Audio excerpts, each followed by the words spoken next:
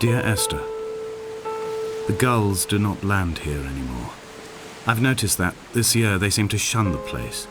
Maybe it's the depletion of the fishing stock driving them away. Perhaps it's me. When he first landed here, Donnelly wrote that the herds were sickly and their shepherds the lowest of the miserable classes that populate these Hebridean islands. 300 years later, even they have departed.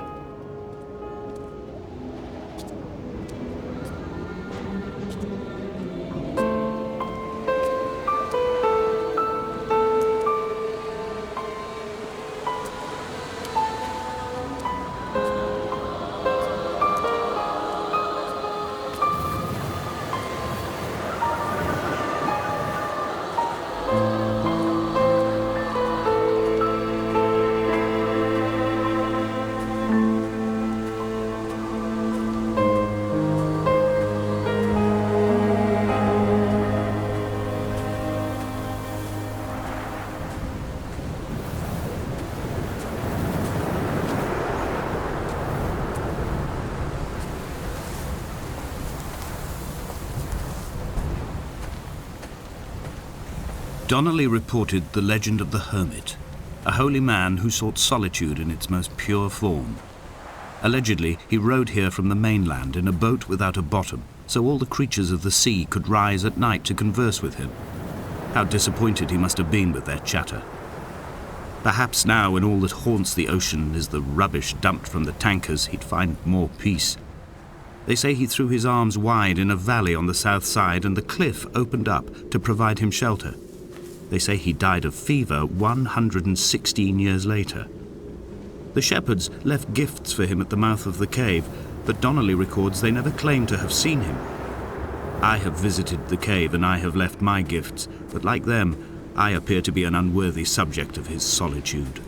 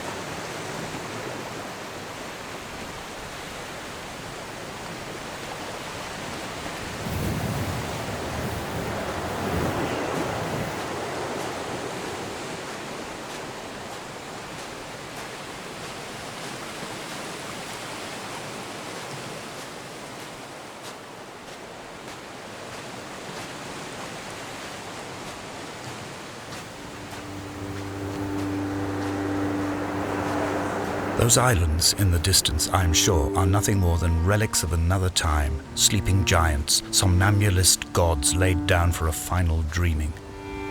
I wash the sand from my lips and grip my wrist ever more tightly. My shaking arms will not support my fading diaries.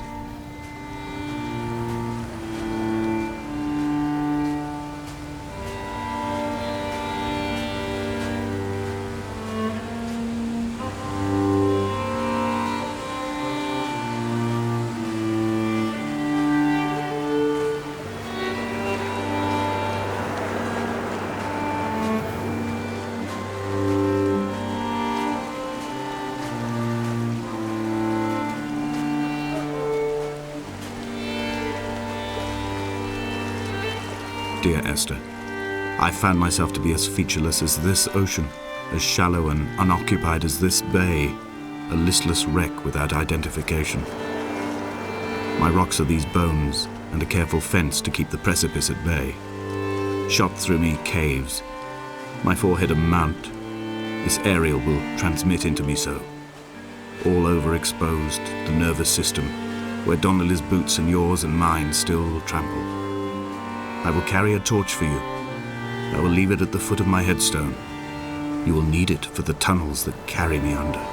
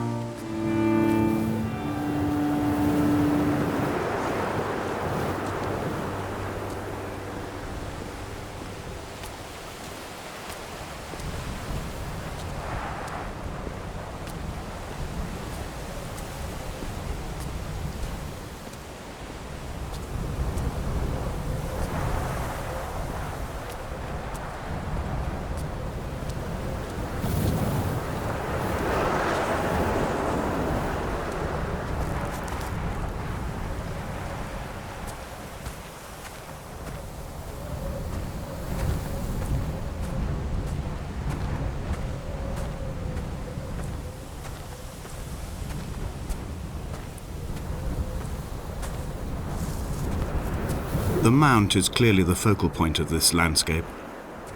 It almost appears so well placed as to be artificial. I find myself easily slipping into the delusional state of ascribing purpose, deliberate motive to everything here. Was this island formed during the moment of impact? When we were torn loose from our moorings and the seatbelts cut motorway lanes into our chests and shoulders, did it first break surface then?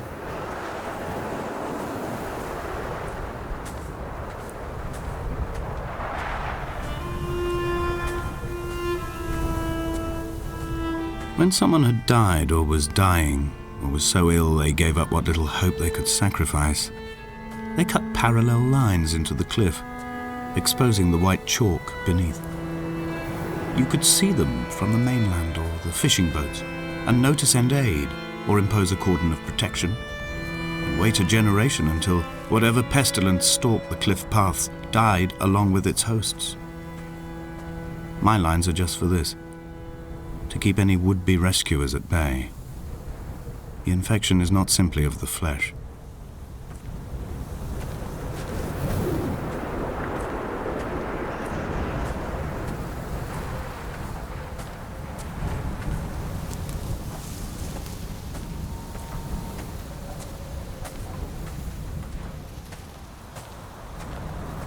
We are not like Lot's wife, you and I. We feel no particular need to turn back. There's nothing to be seen if we did. No tired old man parting the cliffs with his arms. No gifts or Bibles laid out on the sand for the taking. No tides turning or the shrieking gulls overhead. The bones of the hermit are no longer laid out for the taking. I have stolen them away to the guts of this island, where the passages all run to black, and where we can light each other's faces by their strange luminescence.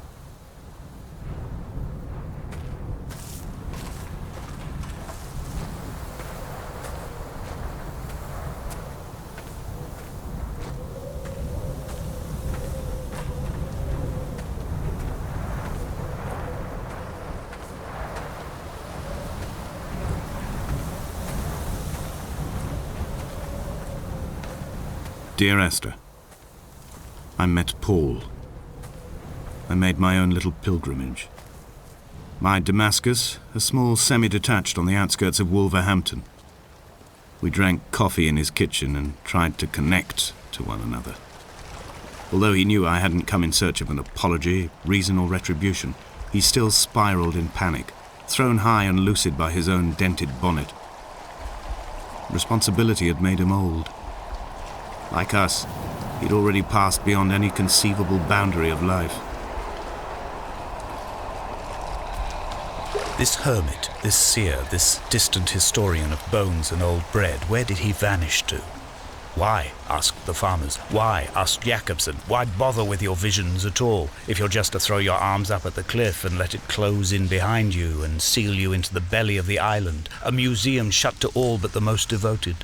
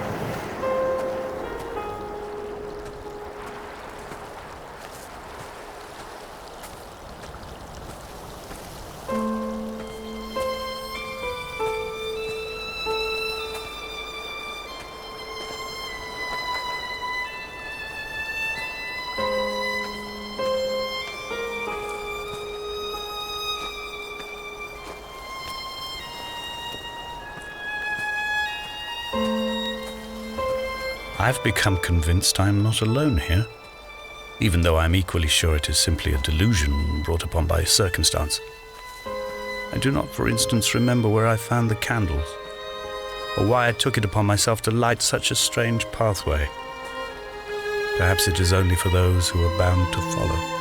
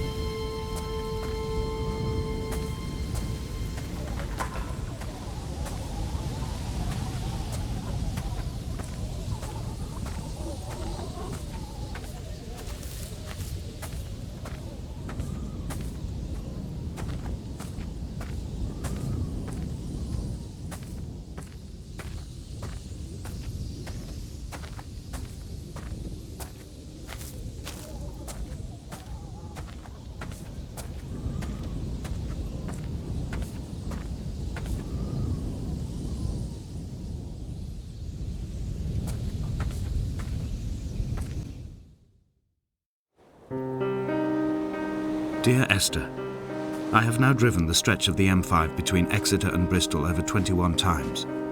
But although I have all the reports and all the witnesses and have cross-referenced them within a millimetre using my ordnance survey maps, I simply cannot find the location. You'd think there would be marks to serve as some evidence.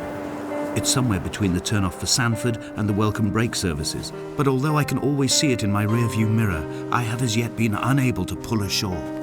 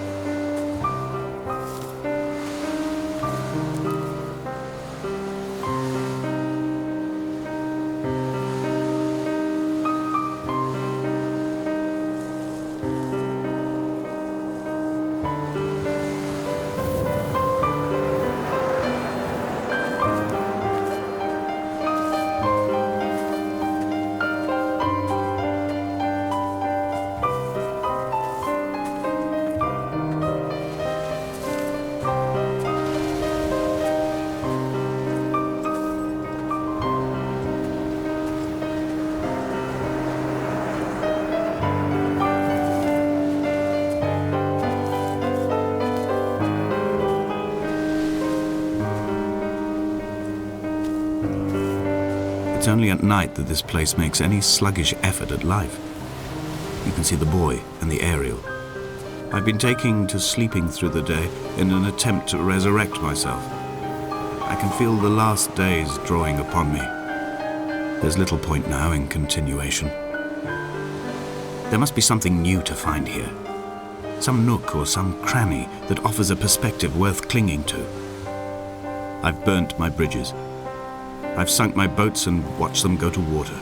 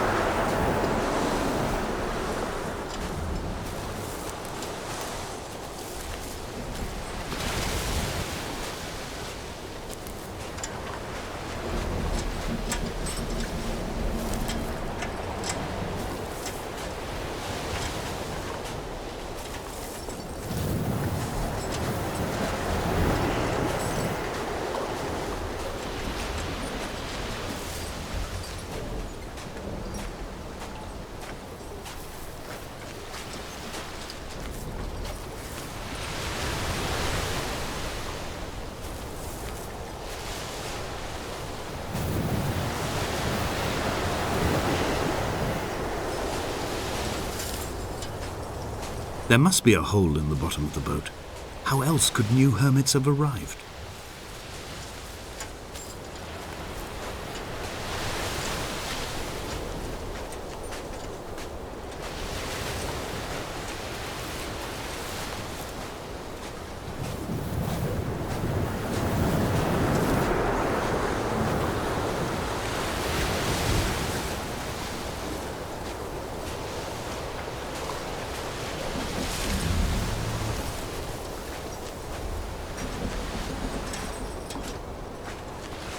I had kidney stones and you visited me in the hospital.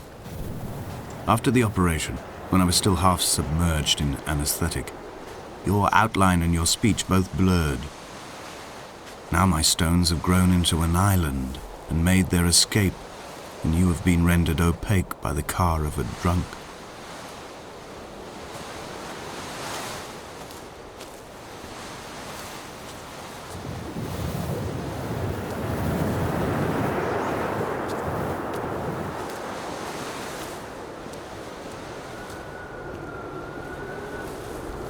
When I first looked into the shaft, I swear I felt the stones in my stomach shift in recognition.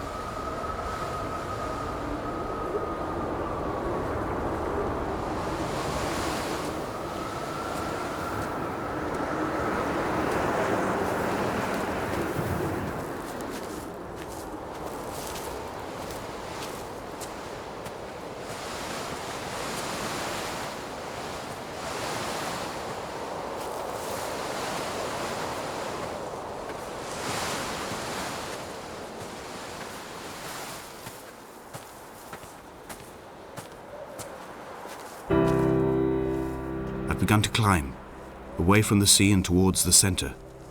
It is a straight line to the summit, where the evening begins to coil around the aerial and squeeze the signals into early silence.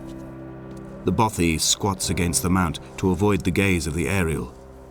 I too will creep under the island like an animal and approach it from the northern shore.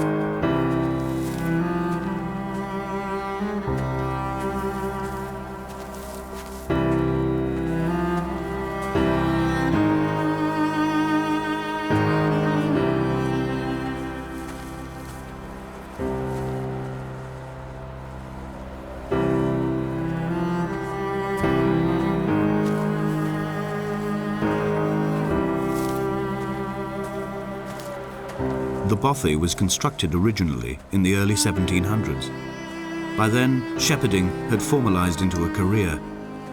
The first habitual shepherd was a man called Jakobsen, from a lineage of migratory Scandinavians. He was not considered a man of breeding by the mainlanders. He came here every summer whilst building the bothy, hoping eventually that becoming a man of property would secure him a wife and a lineage. Donnelly records that it did not work. He caught some disease from his malcontented goats and died 2 years after completing it. There was no one to carve white lines into the cliff for him either.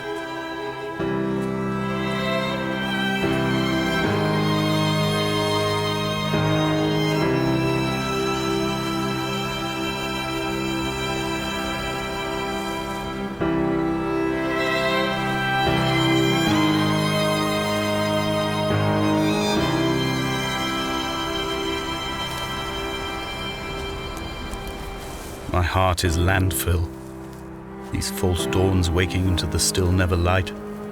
I sweat for you in the small hours and wrap my blankets into a mass. I have always heard the waves break on these lost shores, always the gulls forgotten. I can lift this bottle to my ear, and all there ever is for me is this Hebridean music.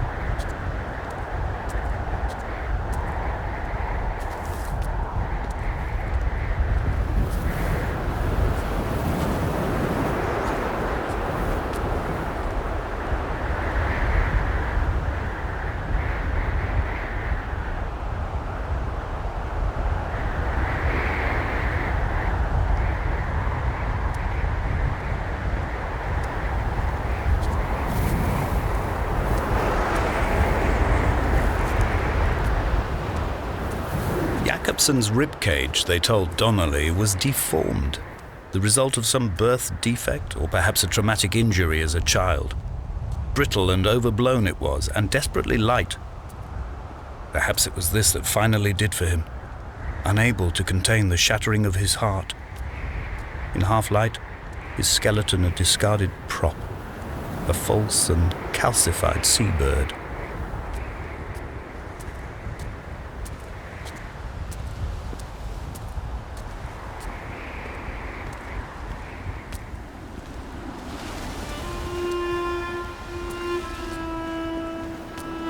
They found Jacobson in early spring.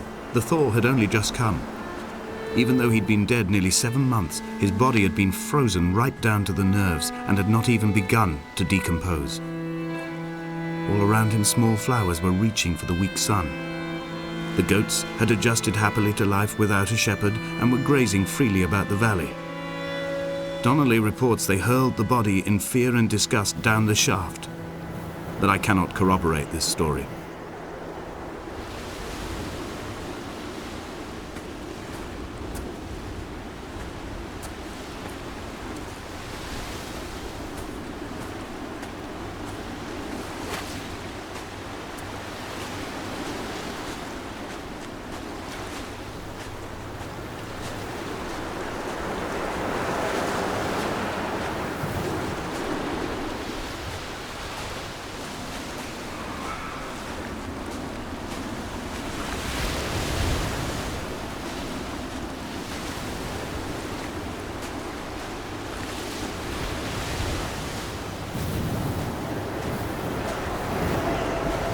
Climbing down to the caves, I slipped and fell and have injured my leg. I think the femur is broken. It is clearly infected. The skin has turned a bright, tight pink, and the pain is crashing in on waves, winter tides against my shoreline, drowning out the ache of my stones. I struggled back to the bothy to rest, but it has become clear that there is only one way this is likely to end. The medical supplies I looted from the trawler have suddenly found their purpose. They will keep me lucid for my final ascent.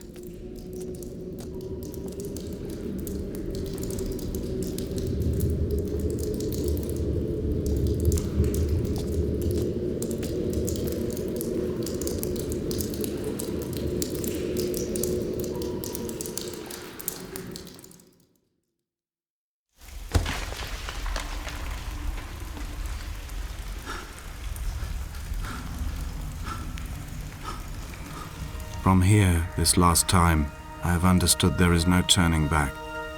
The torch is failing along with my resolve. And hear the singing of the sea creatures from the passages above me, and they are promising the return of the gulls.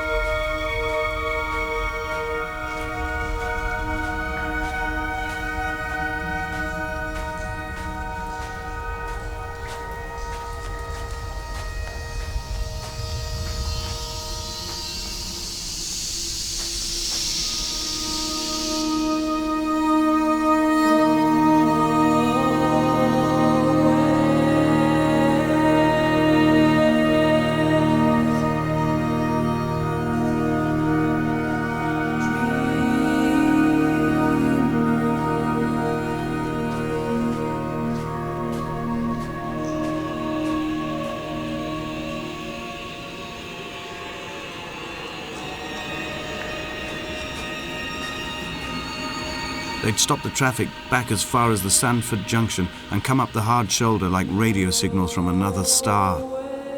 It took 21 minutes for them to arrive. I watched Paul time it to the second on his watch.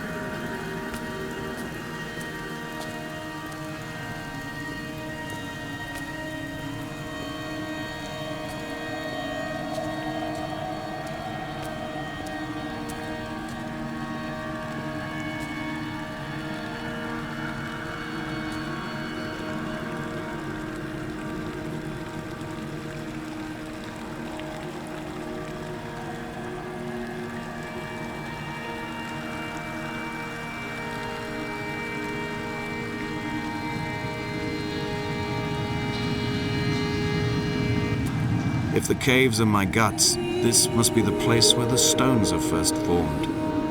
The bacteria phosphoresce and rise, singing through the tunnels. Everything here is bound by the rise and fall, like a tide. Perhaps the whole island is actually underwater.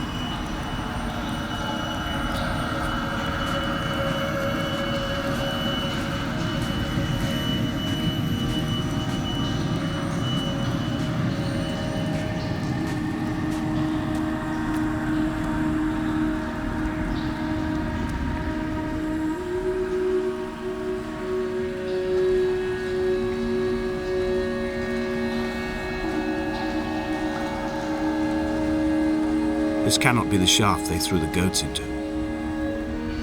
It cannot be the landfill where the parts of your life that would not burn ended up. It cannot be the chimney that delivered you to the skies. It cannot be the place where you rained back down again to fertilize the soil and make small flowers in the rocks.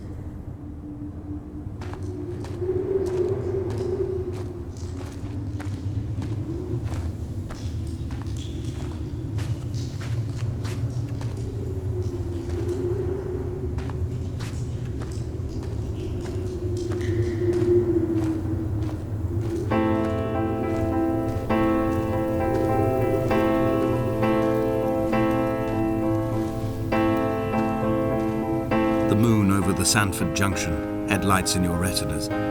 Donnelly drove a grey hatchback without a bottom. All the creatures of the tarmac rose to sing to him. All manner of symbols crudely scrawled across the cliff face of my unrest. My life reduced to an electrical diagram. All my gulls have taken flight. They will no longer roost on these outcrops. The lure of the moon over the Sandford Junction is too strong.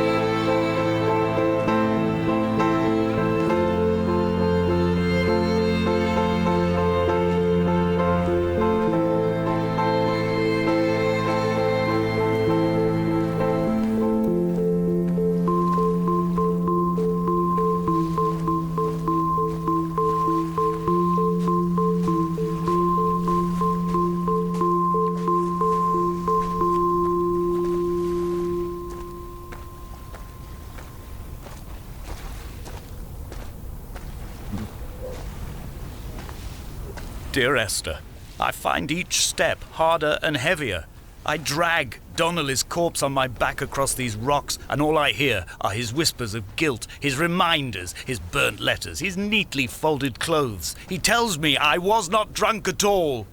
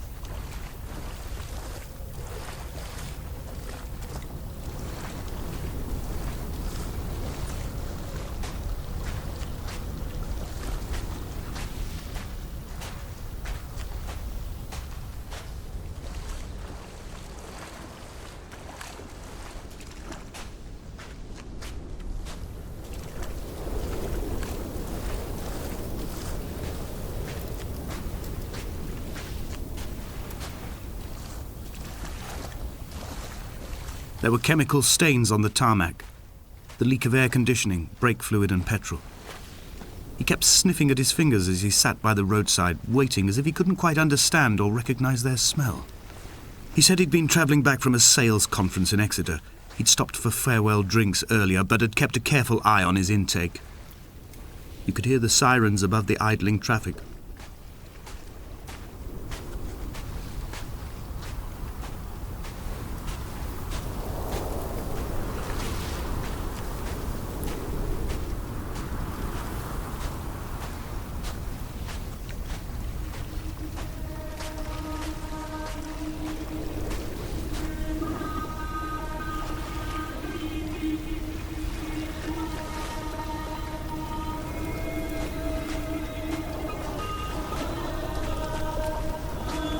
From here, I can see my armada.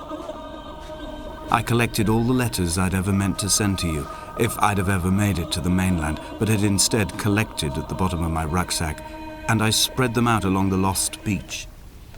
Then I took each and every one, and I folded them into boats. I folded you into the creases, and then, as the sun was setting, I set the fleet to sail. Shattered into 21 pieces, I consigned you to the Atlantic, and I sat here until I'd watched all of you sink.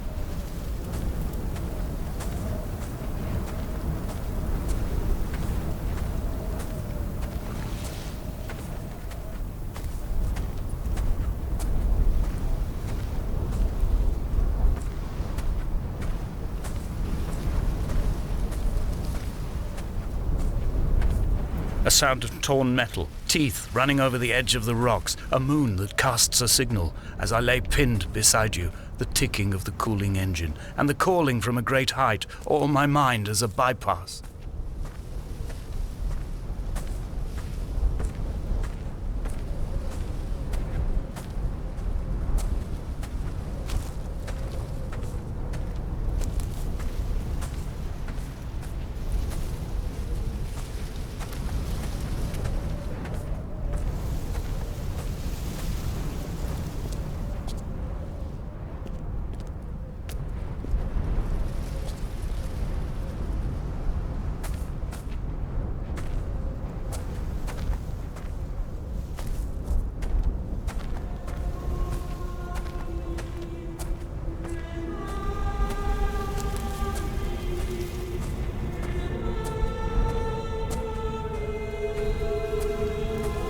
I've begun my voyage in a paper boat without a bottom.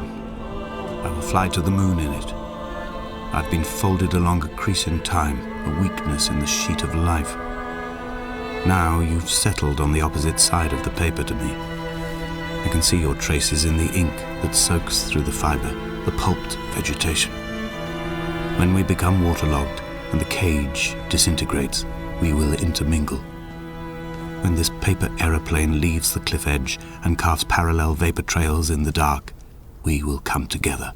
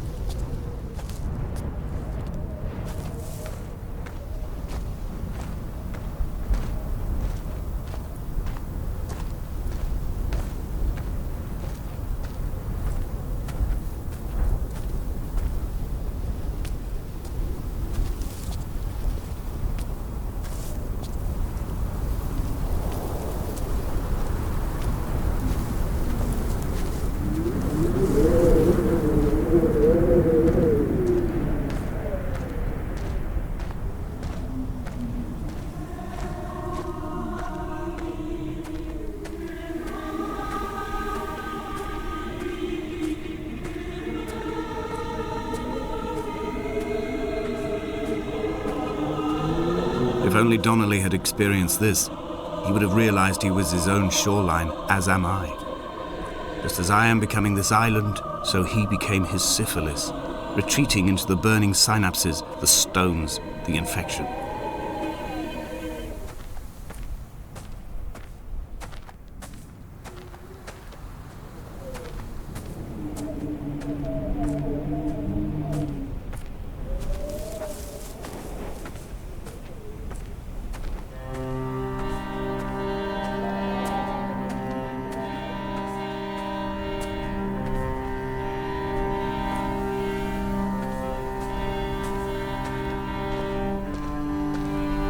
Headlights reflected in these retinas, too long in the tunnels of my island without a bottom.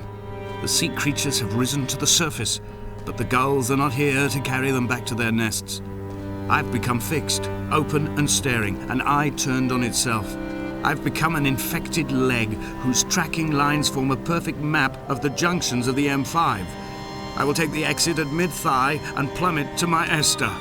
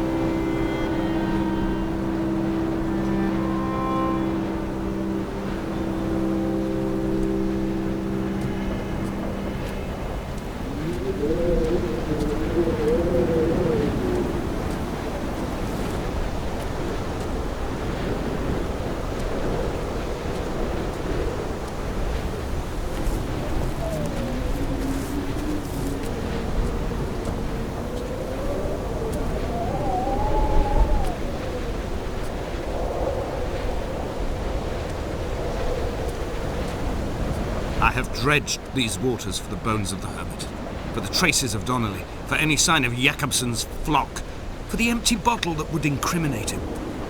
I have scoured this stretch of motorway 21 times, attempting to recreate his trajectory, the point when his heart stopped dead and all he saw was the moon over the Sanford Junction.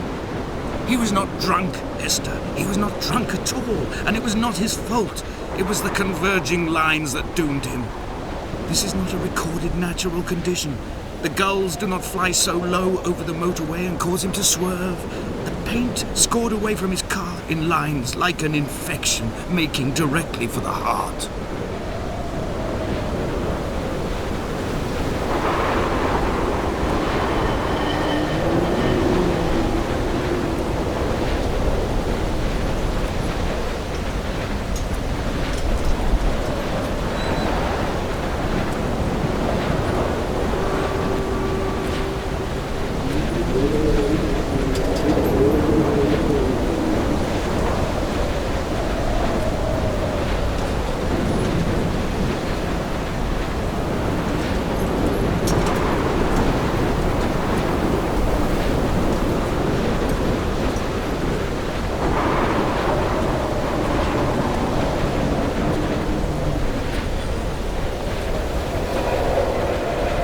I am the Ariel. In my passing, I will send news to each and every star.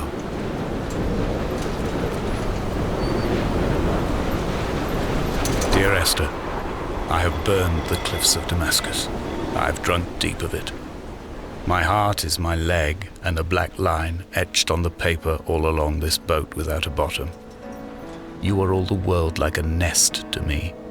Eggs unbroken form like fossils, come together, send small black flowers to the air. From this infection, hope. From this island, flight. From this grief, love.